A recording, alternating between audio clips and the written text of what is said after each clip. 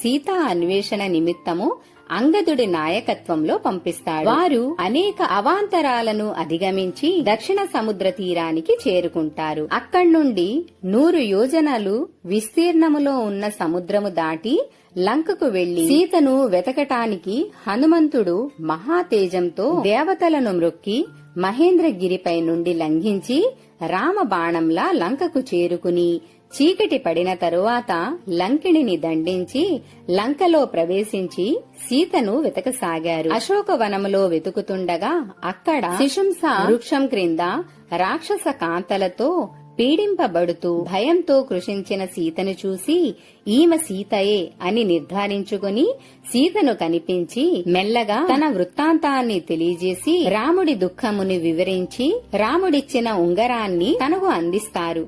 సీత దుఃఖించి అందరి క్షేమ సమాచారాలను అడిగి